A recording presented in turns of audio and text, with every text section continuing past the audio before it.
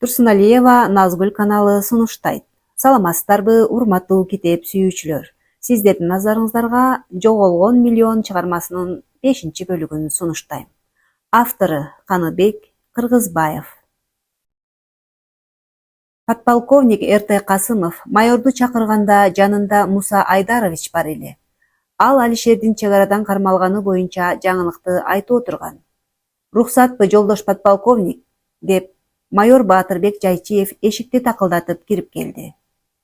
Кел, Баатырбек, кылмышкер каякта? Суракка алып жатам, жолдош подполковник. Жакшы, мойнуна алып жатабы? Акча табылдыбы жанынан? Мойнуна алган жок, жанында акча жок экен. Аз гана акча бар экен, аны күбөлөрдүн көз алдында каттап, алынганын сейфке салып койдук. Мойнуна албай жатат дегенди уккан Муса ачуусу келе түшүп өзүнчө сөгүнүп алды да: Эртай Касымович, рухсат берсеңиз, бул жашабагырдын менде эмне өчү бар экенин билейин. Макул, барыңыз, Муса Айдарович, деди да майорго ээрчитип бар, көрсүн, деп койду. Майор Мусаны ээрчитип кабинетине кирип келгенде, артын салып отурган Алишер ким келди экен деп бери бурулуп, атасы Мусаны көрдү да жаман көз караш менен карап калды. Экөө бир аз тиктеше түшкөндөн кийин Алишер: Эмне? Тааныбай жатасыңбы? Кара, таанып ал. Сен чанып таштап кеткен Азимбүнүн баласы Алишер болом, деди, ызырына какшык үнү менен. Атаңдын оозун урайын, акмак. Биринчи камалганыңда эле акылыңа кирбедиңби?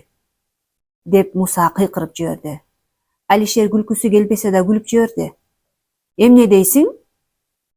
Акылыңа кирбедиңби дейсиңби? Сен мени акыл киргизүүчү жерге жөнөттүң беле, я? Балалыгымды уурдап жок кылганың аз келгенсип, эми гана дүйнөнү таанып эшигин ачканда жөнөткөн жериң түрмө болду. Эмне болсо да өз балам, өз каным, адашты деп аяп койгон жоксуң. Мен го жаш бала экенмин, акыл толо элек мадыра баш экенмин. А сенчи? Байлыктын артынан чуркап, өз каныңан жаралган балаңды аяган жоксуң. А сен эмне урдайсың? Сурасаң деле бермекмин. Күлкүнү келтирбечи. Катыныңын бир сөзү менен кууп чыктың го. Балдарыңы бир тууганым деп боорума тартып, жалгыз эмес экенмин, мына менин да бир туугандарым бар экен деп, ошончо жыл жалгыздыкта жашасам. Анан бир туугандуу болдум деп жеттин албай кубанып жатканымда ошончо заңгыраган үйүңөн бир буруч табылбай кууп чыктың, деп Алишер көп жылдан бери топтолгон ызасына чыдабай ыйлап жиберди. Алишердин ыйлап жибергенин унчукпай баары карап турушту. Майор гана ачуусун басып, бир аз турган соң мындай деди: Болду эми, долуланбай. Токтот ыйыңды. Бул жер сага башыңан сылап, арыз муңуңду укчу жер эмес. Алишер ыйын токтотуп басылып калды. Бирок көзүнөн аккан жашы бетин жууп агып, ылдый тамчылап жатты. Колу артына кишенделүү болгондуктан көз жашын аарчыганга деле аракет кылган жок. Кана, жооп бер. Шеригиң ким эле? Акчалар кайда? Алтын буюмдар кайда? Деди майор сурагын улантып. Жок акча. Жок кылып салдым. Өрттөп салдым. Эмне дей аласыңар? Эй, иттин гана баласы, айт чыныңды. Каяка бекиттиң акчаны? Деп Муса дагы ачууланып кыйкыра баштады. Эмне? Жоголгон акчаңа ичиң ачышып жатабы? Сени ошол күнү өлтүрүп койбогонума шүгүр де. Ошондо көрөркөз катыныңы мууздап салсам болмок экен. Бул сөздү угуп Муса оң колунун ачуусун сол колу менен басып, майорду карап койду. Алишер ызырына сүйлөп жатты. Ал акчалар менин апамдын куну. Апам сен үчүн азап тартып жүрүп өлдү. Жетим деп, апаң экөөң көчөгө кууп чыгып койдуңар. Колундагы 3 жашар наристе баласын мени да карабадыңар. Бир байкуш барар жери жок аялды аябадыңар. Сенин акчаң ошол байкуш аялдын азап чегип, көчөдө калган күндөрүнүн куну. Өзү жебесе да баласын эркелетип, атасы жоктугун билгизбей баккан мээнетинин куну. Муса сүйлөөргө сөз таба албай, майордун алдында жаш аялын тентиретип кууп чыкканын ашкере кылып жаткан Алишерге тик карай албай жатты. Майор болсо ичинде Алишерди: дагы айта түш. Бул акмак ата Сөрөйдүн жазасын бер. Бул жаман киши турбайбы? Акчалары жоголмоктон жоголсун. Маа демектен үйү күйүп кетсин, деп майор Алишер Мусага айтып жаткан сөздөрүн бөлбөй угуп табасы канып жатты. Подполковник РТ Касымов киришип: бул биздин сыйлуу адамыбыз, кылмышкерди табуу биздин милдетибиз, деп табыштагандан бери Мусага болгон мамилеси өзгөрүп, бул киши жакпай калган болчу. Аргасыздан буйрукту аткаруудан башка чамасы жок эле. Болду, токтот жомогуңду, деди майор, акыры чыдабай кетип. Жаныңдагы шеригиң ким эле? Эч ким. Тааныбайм аны. Акчаларды каяка каттың? Жок акча. Баарын лейтенантыңар алып алган. Жалган. Сенде 247 миң болгон экен. Эмне? Деп кытмыр күлдү Алишер. Акчанын баарын алып, анан менин мойнума илмексиңерби? Болгону ошол экен деп бири-бириңерди күбөлөндүрүп коюп, бөлүп алганыңарды эмне айтпайсыңар? Ата Сөрөй, сенин акчаң тигилерде. Баарын алып, кымырып алып, болгону ушул экен деп, ошол акчаны менин мойнума жазып коюшкан, деди эле Муса жаман көзү менен майорду карап, ишенер ишенбесин билбей турду. Майор болсо чындап эле лейтенант ошол ишке барган турбайбы деп күмөн санап турду да, булардын сөздөрүн угуп турган күзөтчүгө бакырды. Күзөтчү, тезинен лейтенант Байчерековду тап, деди эле буйрукту уккан күзөтчү бурулган бойдон шаша чыгып жөнөдү. Күзөтчү лейтенант Байчерековду таап келди. Бул Алишерди чек арадан кармап келген лейтенант болчу. Кирип келери менен эле чест берип туруп калган лейтенантты бери кел деп жакыныраак дегендей ишара кылды майор. Баары лейтенантты карап калышты. Эмне болгонун түшүнбөгөндөй баарын айланта бир карап чыкты. Алишер да, Муса да, күзөтчү да, майор да үн сөзү жок өзү тиктеп турушуптур. Анан майор Баатырбек Жайчиев бери басып лейтенантка жакындады да: кылмышкерди кармаган кезде анын спорт сумкасында канча акча бар эле, деди. Кептин баары биякта экен да, деп лейтенант түшүнө калды да: жолдош майор, кылмышкер колго түшкөн кезде күбөлөр менен спорт сумкасын караганда 347 миң акча тапканбыз. Бирок айып этпеңиз, жолдош майор. Биз ошончо алыстыкта, ысыкта 2 күн аңдып жатканыбызга тамак ашка ким төлөп бермек эле? Ошондуктан биз чек арачы коллегалар менен кеңешип, 100 миңин ошол чыгымдарды акташ үчүн компенсация катары 4 адамга бөлгөнбүз. Башка акча жок беле? Жок. Башка акча жок эле, жолдош майор, деди лейтенант.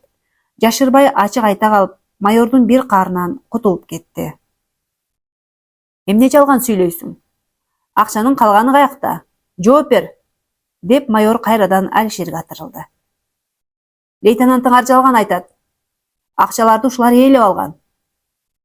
Бул жалаа сөздү уккан лейтенант Алишерди бар күчү менен тээп калды эле столдо турган жеринен көмөлөнүп кетти. Бул нерсе тез болгондуктан эч ким токтотууга үлгүрбөй калды. Лейтенант!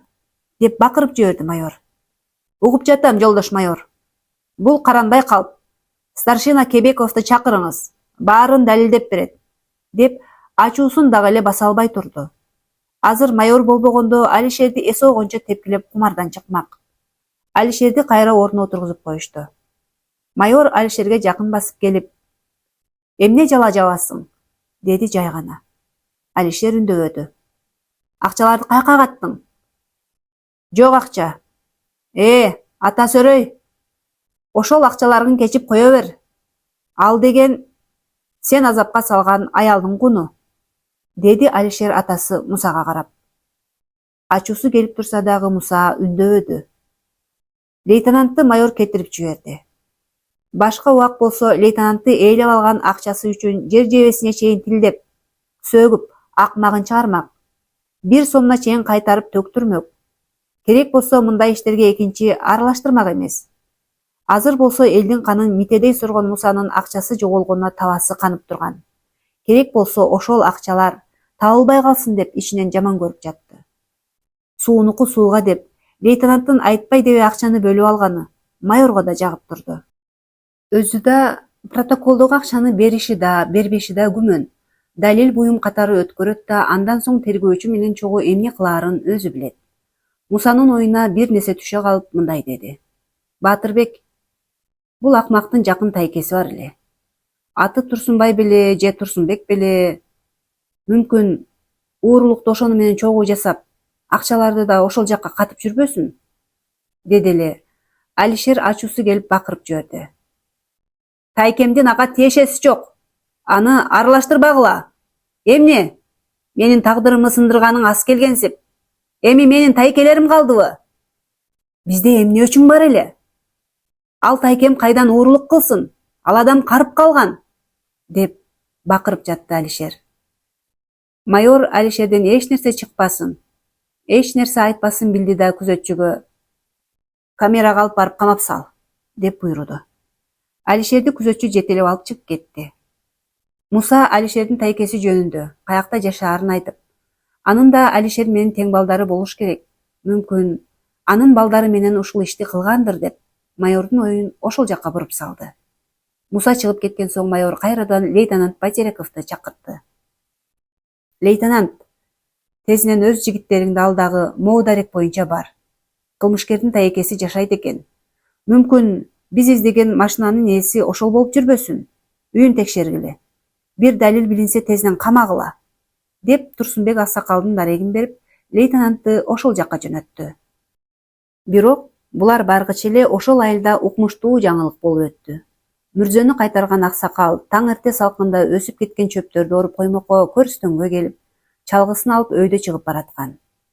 Бейиттерди аралап өтүп, чөө өсүп турган тарапка бет алып жатканда капысынан эле бир мүрзө оюлуп калганын көрүп чочуп кетти. Көркөө чөөлөр оюп салганго деп ойлой кетти да, жакын келип оюктун ичин карады. Ичинде эч кандай жандык жок экен. Адамды көрүп качып кеткен окшойт деп болжолдоду. Бирок жаңы мүрзөнү чукубай, качанкы чирип калган мүрзөнү чукулаганы эмнеси деп ойлоп, маркумдун туугандары Турсунбекке айтып коюуну чечти. Күн ысыгыча чөптөрдү чаап, анан үйүнө жөнөдү. Жанагы окуяны эстей калып Турсунбектин үйүнө бурулду. Турсунбек, "О, Турсунбек, үйдөсүңбү?" деди мүрзөчү чал. Үн чыкканда Турсунбек сыртка чыга келди да дарбазаны ачып, "Ассалому алейкум. О, Нурмат, кел, үйдө элемин", деп чыга келди. Экөө жылуу учурашкан соң Нурмат аксакал эмне келгенин чоо жайын айтты. "Турсунбек, мен бүгүн мүрзө жактан бир жагымсыз окуяга туш болдум. Ошону сага айтып коеюн дедим. Сенин жээн кызың бар эмес беле? Жаш эле каза болуп калган." Ооба, деди Турсунбек. Кеп эмне жөнүндө болуп жатканын түшүнбөй Нурматтын оозун тиктеп. Ошол жээниңдин бейтин көркөө чөөлөр казган бейм, момундай оюк пайда болуп калыптыр, деди Нурмат колу менен көрсөтүп. Турсунбек муну угуп төө чачы тик турду. Эмне дейт? Көркөө чөөлөр пайда болуптурбу? Качанкы өлгөн адамдын мүрзөсүн эмнеге чукут экен? Көркөө чөөлөр жаңы көмүлгөндү чукуйт декчү элем. Тоо, бул эмнеси я? Деп жакасын кармады. Турсунбек, ким билсин бул эмне экенин? Бирок сен ошол жээн кызыңа атап тилөө өткөрүп койбосоң болбойт го, деди аксакал Нурмат. Өзүбүздө өткөрөлү деп жатканбыз. Ошол жээним Азимбүнүн уулу келген кечээ. Апасын эстеп Куран окутуп кой деген. Баса. Мен ал жигитти көргөм. Менден сураган ошол бейтти. Мен ал жээнин каяка көмүлгөнүн айтып бергем. Ошол жакка барды беле? Ооба, мен көргөм деп жатпаймынбы? Деди Нурмат кайра. Турсунбек ойлонуп мындай деди. Ал жакка барганын эмнеге айтпады экен? Жээним ошол оюкту көрдү экен, деп өзүнөн өзү сурагансып. Жок, кечээ жок эле, түнү пайда болгон бейм. Өзүң да барып көрүп кел. Мүмкүн көмүп коерсуң, деди да Нурмат аксакал бурулуп, мен кеттим деп үйүн көздөй жөнөдү. Бирок бурулуштан эле милициянын машинасы чыгып туура эле Турсунбектин үйүнө токтоду. Нурмат аларды таң кала карап туруп калды. Машинадан 4 милиция түшүп, Турсунбек аксакалдын алдына келишти да: "Ассалому алейкум, аба, сиз Турсунбек деген болосузбу?" деп сурап калышты. "Келгиле балдар." "Ооба, мен Турсунбек", деди суроолоруна жооп берип. Бирок булар эмне келди деп аң-таң. Документин көрсөтүп өздөрүн тааныштырган соң: "Турсунбек аба, Алишер сизге ким болот жана аны качан көрдүңүз эле? Деп суроо берди лейтенант Байтереков. Турсунбек жээни Алишер дагы бир нерсеге аралашып калган го деп ойлоду да: Алишер мага жээн болот. Раматылык эжемдин кызынын уулу болот. Бирок кызы да каза болгон. Ушул эле жалгыз уулу Алишер калган. Көп жылдан бери көрө эле келем. Кечээ келип калган экен. Алыс жакка баратам, коштошкону келдим деди. Анан кеткен? Эмне? Бирдеме болдубу? Деди кайра милицияларга суол узатты. Лейтенант жооп бербей эле кайра сурап кирди. Балдарыңыз каякта? Алишер менен мамиле кылышабы? Балдарым шаарда, кызым турмушта. Кемпирим каза болуп калган. Үйдө мен өзүм элемин. Короо жайды таштап кете албай мында жүрөм. Алишерди балдарым эмес, көп жылдан бери мен өзүм эми көрдүм. Балдарым менен мамилеси жок. Деги айткылачы, эмне болду эле? Турсунбек аба, жээниңиз оорлук кылыптыр. Сизге келгенде көтөргөн бирдемеси бар беле? Эмне дейт? Деп чоочуп кетти Турсунбек аксакал. Эмне урдаптыр? Сиздикине бир нерсе таштаган жокпу? Жок. Көтөргөн сумкасы бар эле. Бирок эч нерсе таштагандай болгон жок. Келди. Апасына Куран окутуп туруп кайра кетти. Бейти ушул жакта. Турсунбек аба, уруксат бериңиз, сиздин үйүңүздү тинтишибиз керек. Анткени жээниңиз Алишер көп суммадагы акча уурдап бир жакка катып салыптыр. Мүмкүн ошол акчалар сиздин үйүңүздөдүр. Эмне дейсиң, балам? Менин үйүмдө эч кандай акча жок. Катса башка жакка каткандыр. Башка жактан издегиле, деп чебелектенип жиберди Турсунбек аксакал. Анткени кечээ Алишер берген 100 миңди таап албасын деген ой келе калды башына. Кечээги 100 миң, демек, уурдалган акча экен да, деп ичинен акчаны алганына бушайман болду. Ушулардын баарын угуп турган Нурмат аксакал сөзгө аралашты. Балдарым, сөзүңөргө аралжы. Жанатан бери угуп отуруп бир нерсени аңдаштырдым. Бул Турсунбек жоош момун адам. Бирөөнүн буюмуна тиймек турсун, бекер берсең да албайт. Жээни Алишерди мен да көргөм. Сиз кимсиз? Өзүңүздү тааныштырыңыз. Качан, кандай акыбалда Алишерди көрдүңүз эле? Мен ушул айылдык эле Нурмат деген киши болом. Айылдын мүрзөсүн карайм. Мал сал кирбесин деп кашаларды оңдойм, өсүп кеткен чөптөрдү ороом. Бирөө каза болсо казылчу жайын көрсөтүп берем. Түшүндүм, ишке өтүңүз. Качан көрдүңүз эле? Деди лейтенант Нурмат аксакалдын сөзүн бөлүп. 2 күн мурда ошол жигит мүрзөгө келген. Апам көмүлгөн жерди таап бериңиз деген. Мен кимсиң десем, бул кишинин жээнимин деди. Анан апасынын бейтин каякта көмүлгөнүн айтып бердим. Ал жигит ошол жака кеткен. Мен үйгө баса бергем. Бирок ал жигит менин көзүмө шектүүдөй көрүндү. Себеби эки жагын элеңдеп карап, арт жагынан бирөө келе жаткандай эле карана берди. Мен дагы бирөө жарымы шериги болсо керек го деген ойдо баса бергем. Бирок жолдо мага эч ким жолукпады. Мен дүкөнгө кирип, дүкөнчү аял менен сүйлөшүп отуруп, өзү жалгыз шериги жок эле өтүп баратканын көрүп калдым. А бүгүн болсо, Чогоргону мүрзөгө барсам, ошол жигит сураган бейит казылып чуңкур болуп калыптыр. Мен көркө чөө казган экен деп, көмүп койгула деп бул кишиге келип жатпаймынбы? Азыр сөзүңөргө маани берсем, ошол бейит жөндөн жөн чукулбаган окшойт, деди Нурмат аксакал. Лейтенант Нурмат аксакалдын сөзүн угуп, дароо жыйынтык чыгара койду. Демек, айылга келип апасына Куран окуу шылтоо экен да. Анда акча ошол жакта го дейм, деп ойлоду да, аба, сиз бизди тезинен ошол жерге алып барыңызчы, деди лейтенант Нурмат аксакалга. Милициялар Нурмат аксакалды машинага салып, милициялар көрсөткөн жакка жөнөштү эле. Машинага батпай калган Турсунбек алардын артынан шаша жөнөдү. Нурмат аксакал милицияларды оюлган мүрзөгө алып келип көрсөттү эле. Милициялардын бири колун оюкка салып жиберип, ичиндеги топурак жумшак экен. Эмнени бекитсе да кайрадан чукуп алып кетиптир, деди. Нурмат аба, сиз Алишерден башка адам көрдүңүзбү? Бул жака келген, деп сурады лейтенант. Жок, балам. Эч кимди көрбөдүм. Чоочун эч ким деле келген жок. Так, акчаны ушул жака катканын башка бирөө көрүп калган болуп жүрбөсүн, деп лейтенант баарына суроо бергенсип. Бирок ал суроого эч кимден жооп берүүгө алгылыктуу жообу деле жок эле. Аңгыча эле Турсунбек аксакал жете келди да, баарынын маанайлары жок экенин көрүп унчукпады. ансыз деле баары түшүнүктүү болчу. Эгер акчаны каткан болсо, анда башка бирөө көрүп калган да, Алишер кетери менен каткан жерден алып койгон. Ал ким болду экен деп Турсунбек аксакал ой жүгүртүп жатты. Бул сырды тезинен майорго жеткирүү үчүн милициялар коштошуп жөнөп кетишти. Абыш үйүнөн 2-3 күн чыкпай, уйку менен алек болуп башка жумуш кылбады. Аялына ооруп жатам деп шылтоолоп төшөктөн турбады. Чай ичип кайра эле жатат. Оорубаганын билсе да аялы унчукпады. Жалкоолугу кармап калганго деп койду ичинен. Аялы үйдө жок кезде акырын уурдана барып акчаны көмгөн жерин карап коет. Эч жик билинбейт. Азырынча бул акча тууралуу аялына ооз ачпоону, өзүнө өзү убада берип жатты. Акыры уйкудан тажады, машинасынын арткы айнегин алмаштырып коюуну ойлоду. Минтип жата бермек болмок беле. Эртедир кечтир баары бир жумушуна такси кылууга чыгат. Антпесе акчаны кайдан алып жатасың деп аялы да шекшинип калмак. Эртеси эрте туруп райондун борборуна жөнөдү. Атайын чет жактагы машина оңдоочу жакка барды да ошол жердеги усталарга машинанын арткы айнегин алмаштырыш керек деди.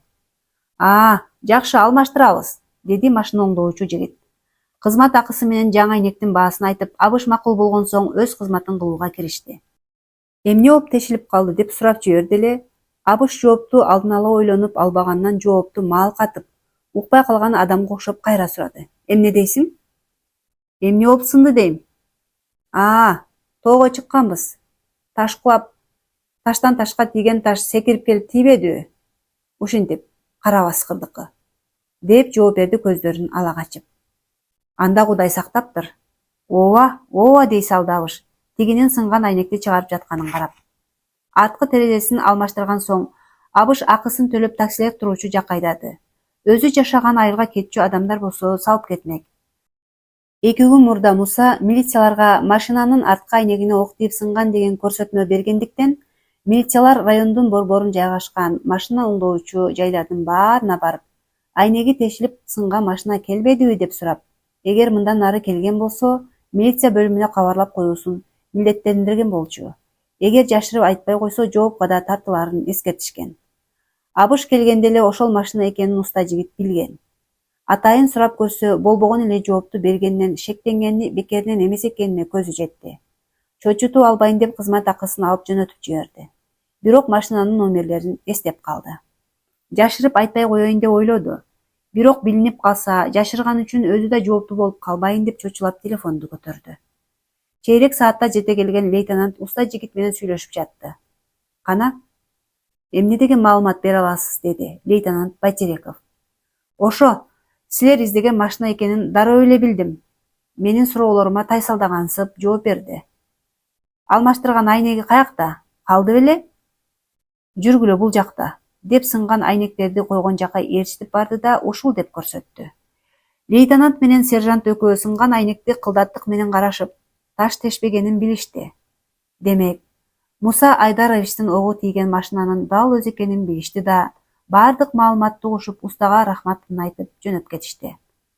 Ошол эле күнү кечинде тез ыкчам тобу Абыштын машинасынын номери аркылуу дарегин табышып, колго түшүрүүгө барышты.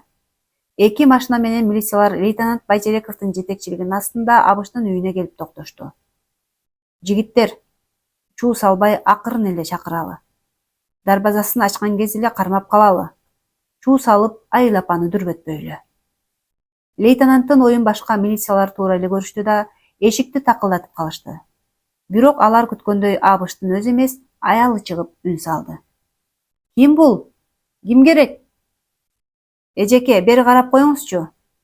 Абыш аке барбы? Тезине машина керек эле. Районго ооруканага жеткирип койсунчу.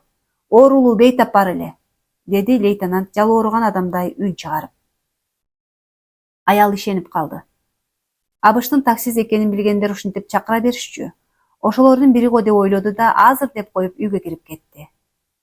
Абыш, бирөөлөр келиптир, райондун борборуна ооруканага жеткирип койсун дейт.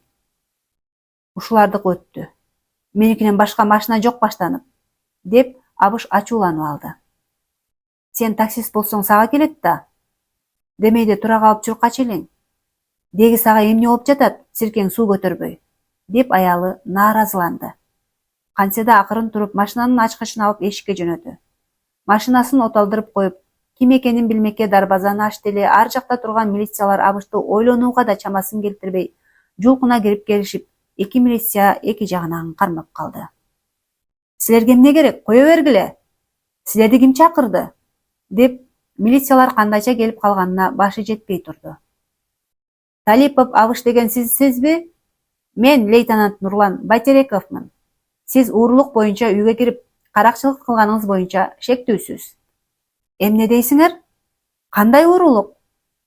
Кандай каракчылык? Мен эч нерсе кылганым жок. Силер адашып келип алдыңар, деп Абыш жулунду. Аны кийин териштиребиз. Уурдалган акча каякта? Каяка бекиттиңиз? Эмне акча? Силер башка бирөө менен чаташтырып жатасыңар, деп кылмышты эч өзүнө жакындаткан жок. Териштиребиз. Азыр болсо сиздин үйүңүздү тинтүү жүргүзөбүз. Мына ордер, деп папкасынан бир кагазды Абыштын бетине тутты эле, бүлбүл тийип турган жарыктан анын кандай кагаз экени да көрүнгөн жок. Жүргүлө үйгө, деп лейтенант өзү баш болуп үйгө жөнөдү. Абыштын колун аркасына кайрып алышкан милициялар артынан үйгө кирип барышты. Топурап кирип барган милицияларды жана колу артына байланган Абышты көргөн аялы бакырып жиберди. Эмне келдиңер? Менин күйөөмдү эмне кармадыңар? Силерди ким жөнөттү? Эмнеге колун кайрыйсыңар? Эмне күнөөсү бар? Деп жулкунуп келип, Абышты ажыратмакчы болду эле алдынан лейтенант тосу өткөрбөдү. Эжеке, угуп туруңуз. Чуу көтөрбөй кулак салыңыз.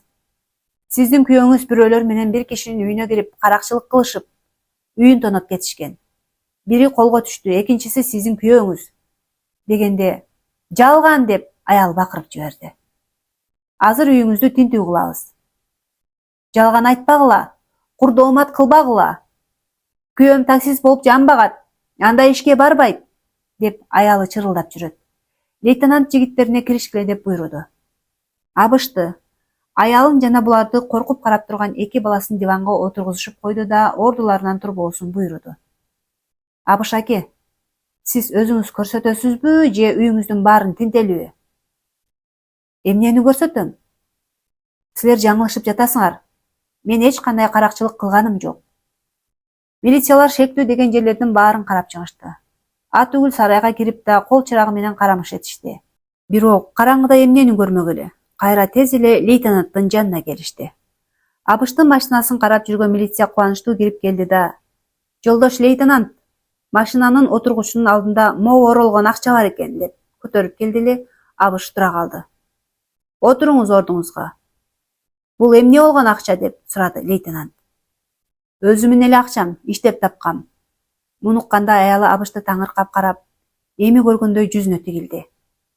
Акча дегенде жөжөгө жем таштагандай аз-аздан берип жатканынан, азыр бул акчаны көргөндө көзү чанагынан чыгып кете жаздады.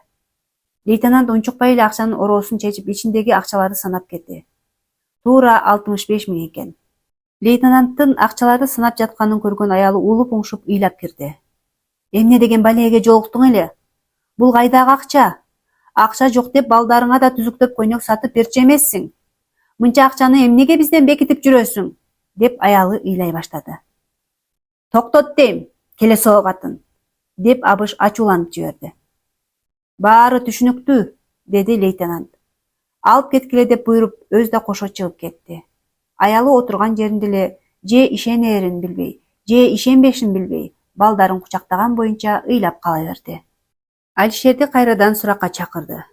Майор Баатырбек Жайчиев 2-3 күндө эле өңү шапайып чарчаңкы тартып, уйкудан калган адам сымал көздөрү кызарып турган Алишерди үнсөзсүз бир аз карап турду да: "Алишер, кел, мышык чычкан ойнобойлу. Сенин кылмышың далилденди. Сага сүйүнүчтүү кабар айтайын. Сен жашырсаң да шеригиң кармалды. Эми чынын айта берсең болот. Тиги сенин шеригиң мойнуна алды. Эми акчаны кайда катканын айтсаң, жаза да жеңилирээк болот", деп жай сүйлөп алдап көрдү. Бирок Алишерди ой басып: "Эмне? Сагың колго түшүп калды бекен?" "Жок, андай болууга мүмкүн эмес. Анын атын эч ким угуп да, мени менен жүргөнүн эч ким билбейт.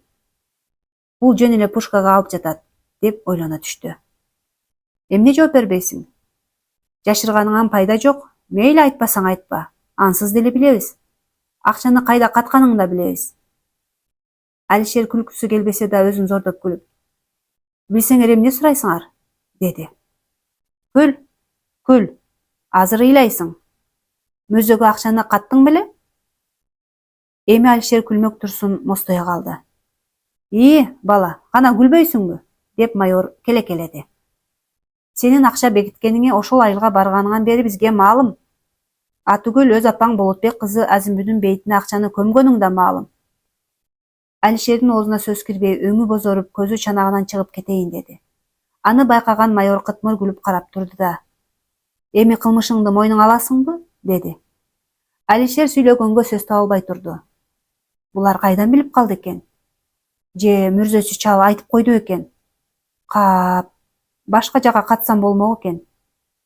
Тайкемдикине катпай акмак болупмун, деп өкүнүп, каткан акчасын милициялар таап алганына ич өттөнүп жатты. Мындайын билгенде сагынга эле берип жибермек экенмин деп байлыгынан кол жууганына ич ачышып турду. Андан көрө өрттөп жиберсем болмок экен деп өзүн коерго жер таппай өкүнүп турду. Кана шеригиң экөөң канча акча уурдадыңар эле? Тапсаңар эмне сурайсың? Өзүң санап алгын канча экенин, деп ачуун чукты Алишер.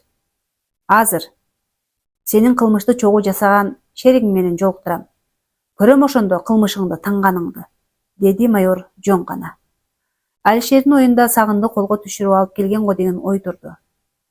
Кечирип кой иним, мен үчүн дагы азапка түштүң, деп айтмакка камынып турду. Майор телефондун туткасын алып кнопкасын басты да алып келгиле деп койду. Бир аздан соң эшик ачылып күзөтчү коштогон колуна кишен салынган Абыш кирип келди. Абышты көрөм деген ой Алишерге келген эмес эле. Абышты көрүп чоочуп кетти да, анысын билгизбегенге аракет кылып терс карап Абышты карабай отуруп калды. Бирок майор Алишерди карап турган эле. Алишер Абышты көрүп чоочуп кеткенин байкап койду. Кана, Алишер, шеригиң ушул беле? Тааныбайм муну, деди Алишер Абышты карабай туруп эле. Кана, Талипов Абыш, сен эмне дейсиң? Каракчылык кылгандагы шеригиң ушубу? Деди. Бир аз унчукпай туруп, анан Алишерди бир карап алды да: Мен каракчылык кылган эмесмин. Болгону таксистмин. Каяка айда десе, акчасын төлөсө бара берем. Кана, канча акча төлөдү эле? Абыш унчуккан жок. Майор столдун тартмасынан Абыштын машинасынан чыккан 65 миңди алып чыгып столго койду. Булбу төлөгөн акчасы? Калганы каякта? Муктаждык менен иштетип койдум. Болгону ушул, деди.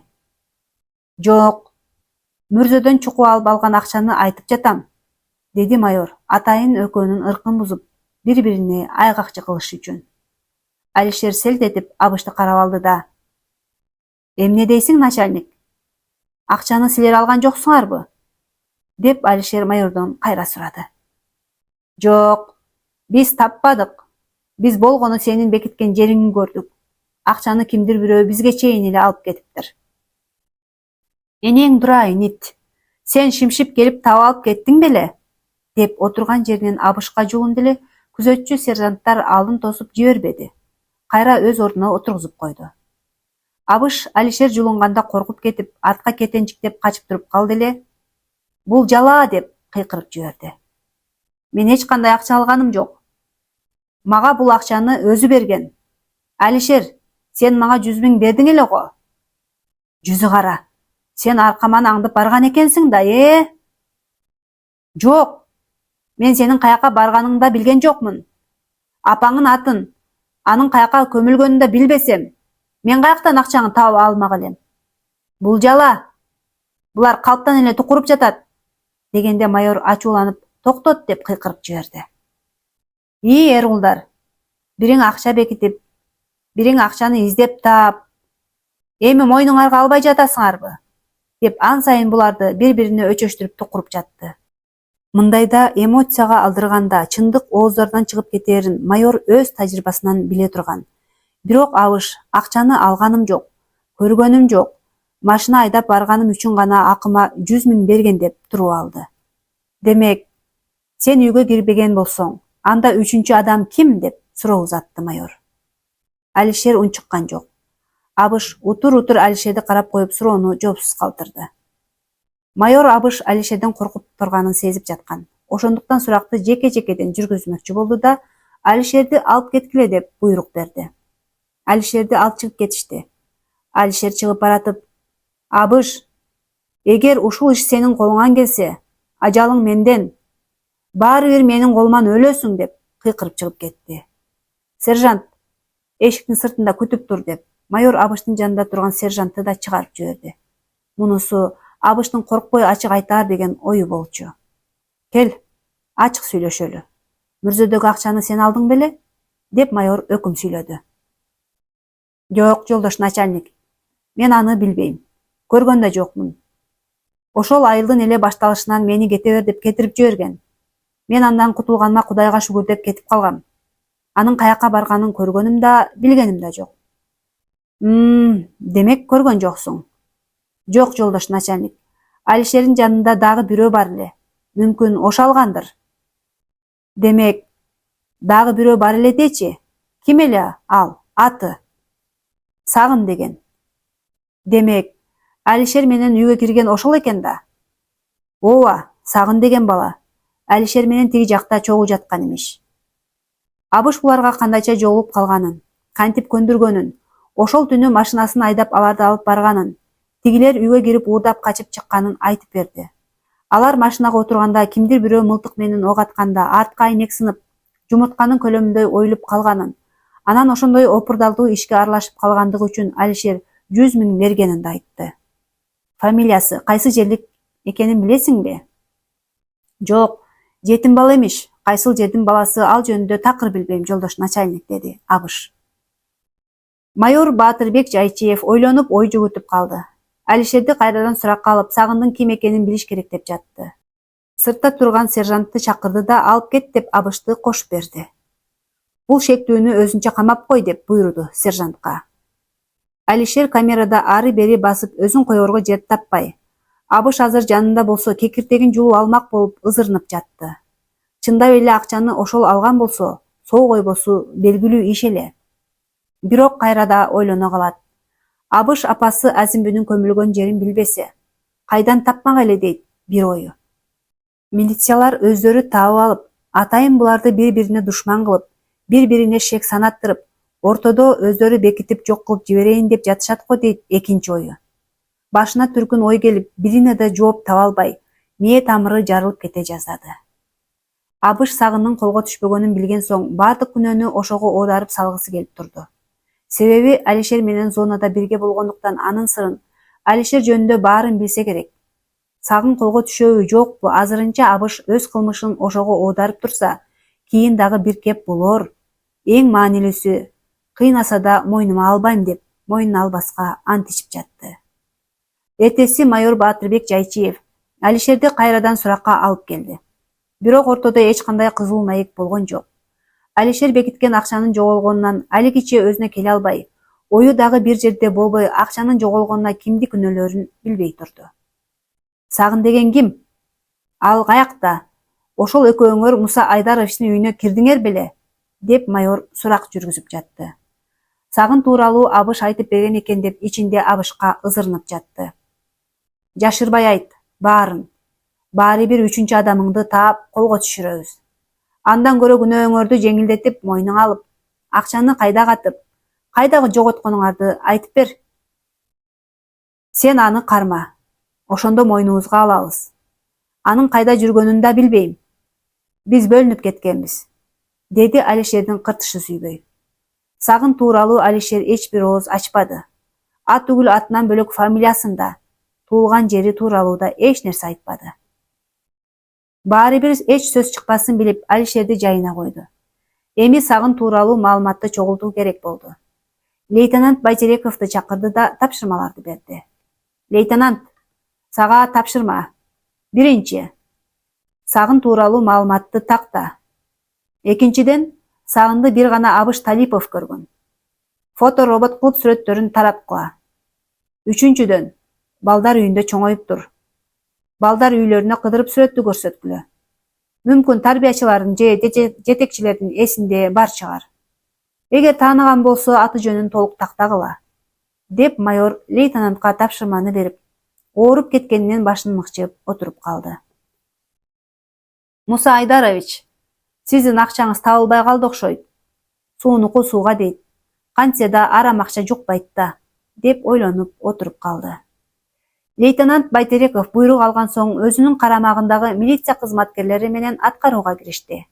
Туура бир жумадан соң майордун буйругун аткарган лейтенант келип, маалыматты берип жатты. Жолдош майор, сагын аттуу кылмышкердин өздүгүн тактадык. Ал 10 жашка чейин балдар үйүндө тарбияланып, андан соң ал жерден качып кеткен экен. Анын чыныгы аты жөнү Байзаков Сагын Тилекович. Бул кагаздарда толук маалыматтар жазылган. Качан туулганы, кайсы жерлиги, кандай кылмыш үчүн камалганы, канча жыл жатып чыкканы бардык маалыматты тактап билдик. Бул анын фотороботу. Бул сүрөттү Абыш Талиповдун жардамы менен түздүк. Алишер Мусаевге көрсөтүп, сагын ушулбу деп тактап алуу керек. Анан издөөгө берсек болот, деди. Лейтенант Байтереков колундагы кагаздардын баарын майор Баатырбек Жайчиевке берип жатып. Майор кагаздарга үңүлө карап кунт коюп окуп чыкты да лейтенантты кетирип жиберди. Ошол маалда күзөттөгү сержант келип калды да уруксат сурап туруп калды. Сержантты тиктеген майор эмне келгенин сурады эле. Жолдош майор, камактагы шектүү Алишер деген сиз менен жолугушат элем деп, маанилүү сөздөрүм бар деп жатат. Эмне кылайын? Ошону айтканы келдим, деди. Эмне сөзү бар экен? Тез алып кел, деп чыгарып жиберди. Алишер бир жумадан бери жоголгон миллионду ойлонуп, өзү жалгыз камерада жинди болуп кетерине аз калды. Бирде көзүнө Абыш миллиондорду алып жатканы көрүнсө, бирде милициялар алып өздөрү бөлүшүп алганы көрүнөт. Бирде мүрзөчү чал көрүнсө, бирде сагын кайра келип таап алганын элестетет. Ачуусу келгендиктен карайган дубалды муштап алат. Колу канаганын да сезбейт. Бирок кимден көрөрүн билбей, башы ойлогон оюнун түбүнө жетпей, жарылуучудай болуп, баш тамырлары көөп чыгат. Акыры майор менен жолугуп, бул сырды ачыктагысы келди. Өзүнүн оюн айтып, ким алганын тактагысы келди. Күзөтчүнү чакырып, майорго алып бар дей бергенинен, сержант майорго келип бул кабарды маалымдады. Тез алып кел деген буйрукту уккан сержант дароо Алишерди майорго айдап келди да карап туруп калды. Жолдош начальник, мен сиз менен көзмө-көз сүйлөшөйүн дегем, деди Алишер. Майор Баатыр Жайчиев Алишерди бир карап алды да, эмне сыры бар экен дегендей тигиле карап туруп калды да сержантка «Сыртта күтүп тур», деп буйрук берди. Бири-бирин тиктешкен экөө бир саамга унчукпай турушту. Тынчтыкты биринчи майор бузду. Кана Алишер, эмнегеиң бар эле? Же каткан акчаларыңдын кайда экенин айтайын дейсиңби? Жок, жолдош начальник. Мен чынында эле ошол жерге катканмын. Бирок ким алганын билбей башым маң болду. Мени мүрзөчү чал көргөн. Мүмкүн ошол алдыбы деген ой келди. Же Абыш алды экен. Бирок ал менин апамдын бейити кайда экенин билбейт болчу. Мен аны айылдын башталышынан эле кетирип жибергенмин. Сагын дегендериңерчи, алар кайда эле? Сиз чыныңызды айтыңызчы. Мен эч кимге айтпайм. Силер өзүңөр алган жоксуңарбы? Эгер алсаңар, силерге насип болуптур. Сен эмне деп жатасың, я? Эми бизди күнөөлөп жатасыңбы? Деп майор ачуулана түштү эле Алишер. Кечиресиз. Эгер чыны албаган болсоңуздар, анда бир гана шегим сагынга түшөт. Мына, могу сүрөттөгү сагынбы? Деп тартмайынан алган сүрөттү Алишерге көрсөтө койду. Фоторобот болуп тартылган сүрөт сагындын дал өзүндөй тартылган эле. Алишер сүрөттү карап туруп, «Ооба», деди. Демек, сагын дегениңер үчүнчү шектүү киши экен. Азыр каякта? Аны мен Өзбекстан тарапка өткөрүп жибергем. Сагын жетим бала. Мен аны менен зонада таанышып, ини тутунгам. Бүт сырымды билчү. Атүгүл айылымды, апамдын аты жөнү тууралуу баарын уккан. Акчаны каяка бекитеримди да айткам. Бирок такыр аны акчаны алып коет деп ойлобопмун. Кайра келип алып кеткен экен да. Алишер өзүнчө сөгүнүп алды да. Жехсур. Чөөнүн баласын эл кылып, тууган тутунуп, ини кылып жүргөн экенмин да. Тапкан жерден өлтүрөм ал акмакты. Деп Алишер ызырынып жатты. Урматтуу угармандар, 5-бөлүм соңуна чыкты. Чыгарманын кызыктуу окуяларын кийинки бөлүмдөн уга аласыздар. Эгерде чыгарма сиздерге жаккан болсо, комментарий калтырып, лайк коюп, менин каналыма катталууну унутпаңыз.